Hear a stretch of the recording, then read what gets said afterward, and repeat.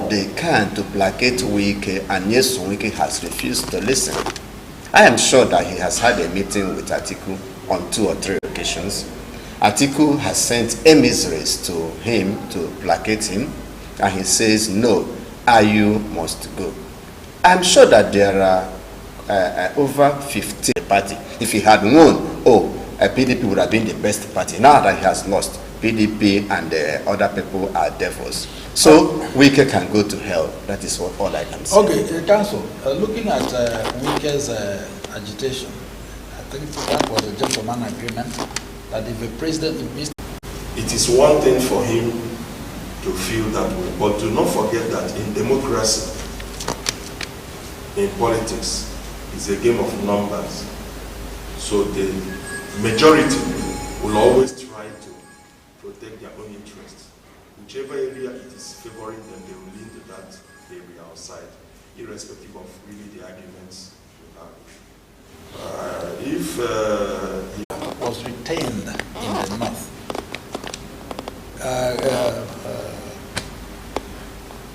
Doc, do you see this as a reasonable argument? Reasonably, and after 8 years. Remember that after Obasanjo's 8 years, it went to the north. Unfortunately, they held it for 2 years and Yar'Adua died. That was how the South came to be. In 2013, 2014, 2015, the North did everything, say, having the South, having held it for this long, it is our turn. Even those in the PDP supported APC candidates, and the power got to them.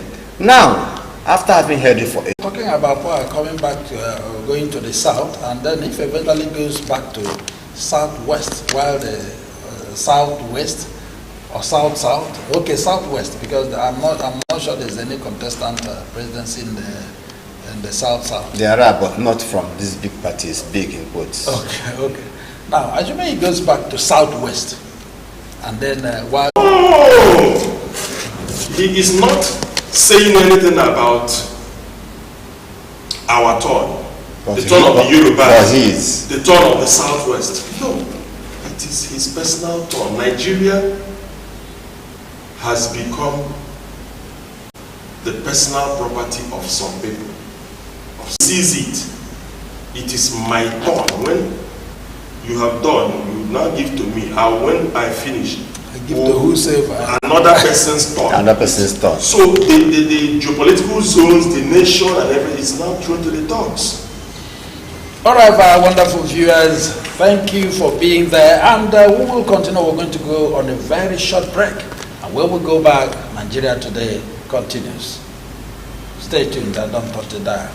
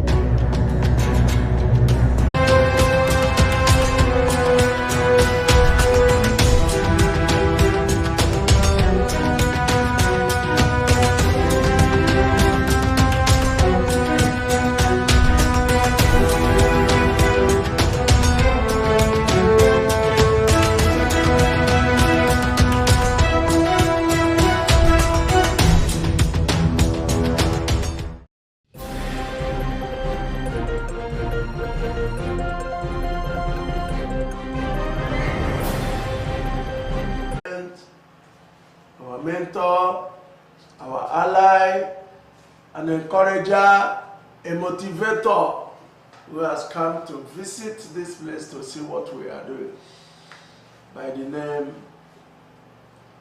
Chief. You can hear him. A gentleman of the press, I'm well excited.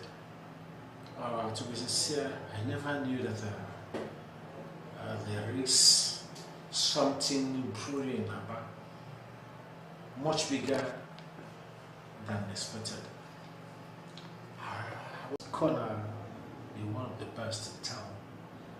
From what I've seen, Aba people and its environs will live to celebrate living radio and TV. Thank you. My promise is this, that once in a while, I promise to be a guest at the Batika. But we want to make you a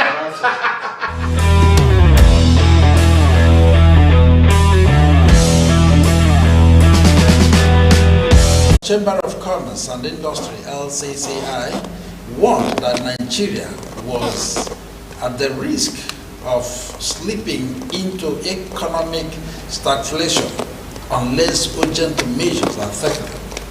The question now becomes, where has Nigerian economy been before now? Are they just realizing it, or are they prophesying that something heavier is going to befall Nigerian economy? Of course, after it, you would know and conclude that Nigeria is already a failed nation. So for the Lagos Chamber of Commerce to wake up suddenly and start reeling out things to us, I don't know what they are trying to say. Already earning so highly, like the ministers, and increase their own. At the end of the day, everything is back to square one. We will borrow to develop infrastructure in other countries and justify whatever ineptitude, crass ineptitude that we have displayed at home here. We are already there as a failed nation, so let them not panic our panic, and let them not humiliate our humiliation. He that is down needs fear no fall.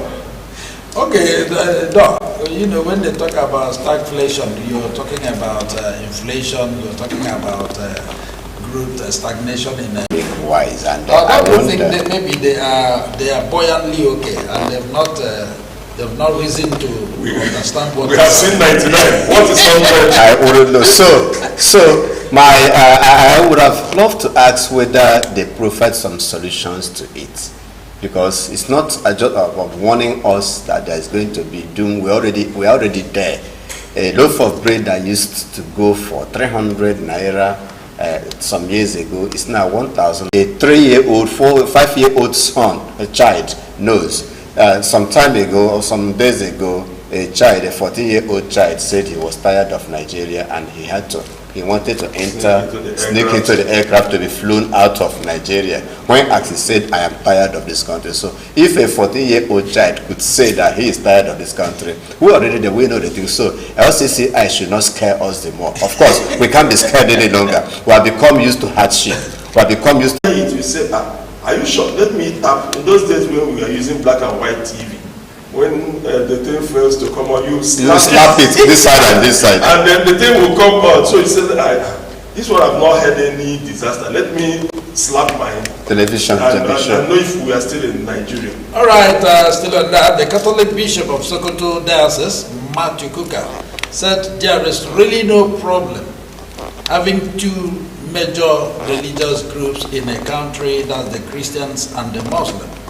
He attributed the main problem of Nigeria. I keep on saying that no administration has divided this country the way the present administration has done. Under this present administration, we have become so divided, so factionalized. It's like to your turn to Israel, and it is not getting better. Everything is seen from the perspective, it is this way. Those who are benefiting from the disorder, benefiting from that problem created under the guise of religion and ethnicity, would label you all kinds of things. It is sad that the countries that do not pray, or at least do not pray as much as we do, those countries we regard as non-praying countries.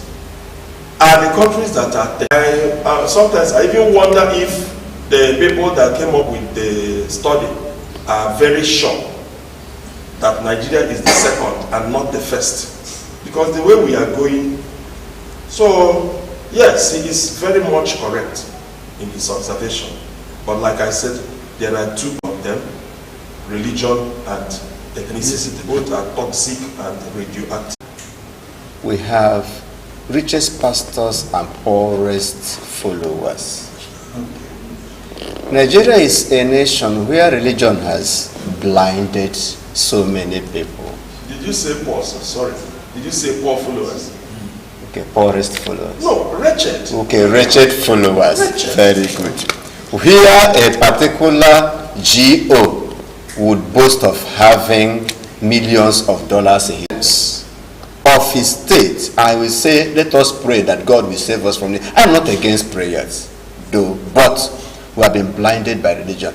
Council said that there are countries that are less religious that are doing very well. I'm a witness to that. I lived in China where I taught. I was an English language teacher in China. There are no Christians. They are not even Muslims. Though they have their... For I agree with Kuka that our problem is not mainly religion, it is part of it, but the main problem is irresponsible leadership, and I agree with him totally. All right. We're talking about irresponsible leadership, just like Kuka mentioned, the bishop, or the Catholic bishop of something. Council, what do you think should be done? How do we reverse this? The problem did not start in one day. Ethnicity is laid in our constitution under the guise of what we call federal character, whereby merit is sacrificed on the altar of ethnicity. If you set an exam into, maybe entrance exam into an institution, and there are, let's say, 10 other people ahead of him, notwithstanding that he scored 400 out of 500, he cannot make the list. Whereas somebody, maybe from a state, any other state, let me not be specific, scores 50, and that person that scores 50 from that state is the best from that state. Because he's from a particular state. You are obligated to take him under federal character. They don't have a person yet. It will happen. At the end of the day, my own is to pray. It is for God to answer. You are even at times, you are even encouraged to borrow and give to God. Yes, no, they don't provoke God.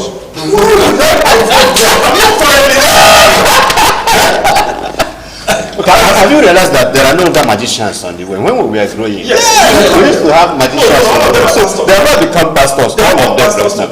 And that is, answering reverend or pastor is easiest title. And cut it and sew something and put it here. Bless you, my child. Bless you, my brother. You see, we have... That's not to say there are no real. There are, but it is difficult to know. There are some of us who are very real. You know. Yeah, I know Chideda Jane is one of the real men of God. Yes, that I know very well. Council knows that. I'm talking about... Don't ask for my opinion on that. I know you know it, because you started... report suggesting that she is fake, but that she was now using the position. Yes, to advance the illicit cause. And recall that in those days, many of our nunneries and monasteries, convents, were places that people families were held there for months, and they were rescued. We also know that of Ekiti State, where a pastor was asking people to pay 400,000 for rapture.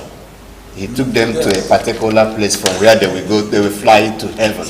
And we have seen cases, several cases. He would harvest the wheat, because in the process of pulling out the tares, you might injure the wheat also. Maybe trying to knock the part of. And he will knock the Council, I know you're a lawyer. I know you also work, or rather you're related. You work in the vineyard of the Most High God too. You are humans mankind to set the standards.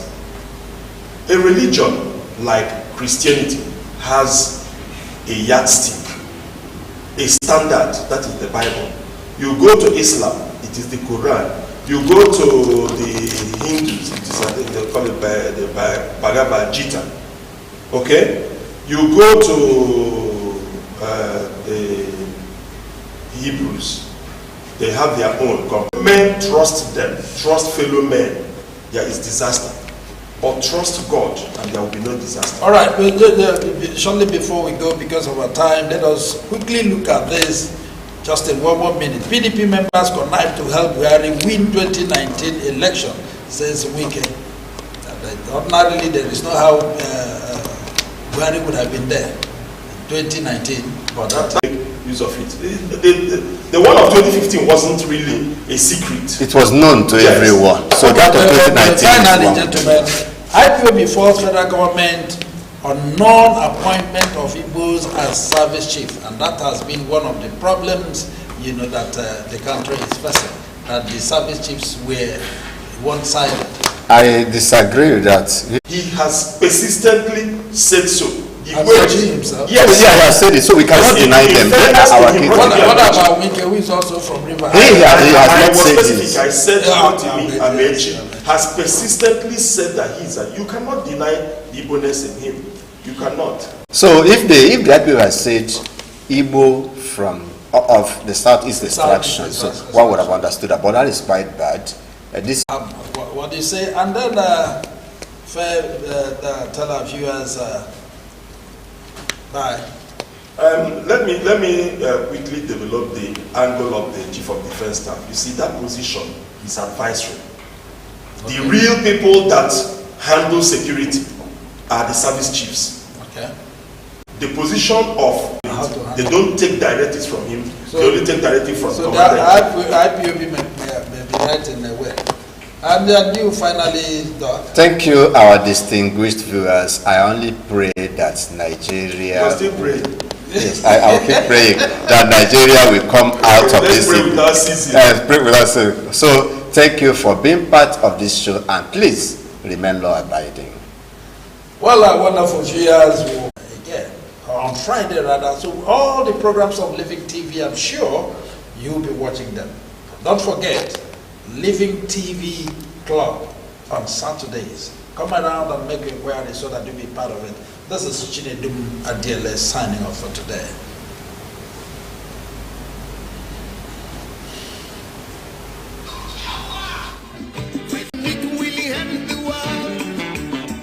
Let's save Nigeria, so Nigeria won't fall.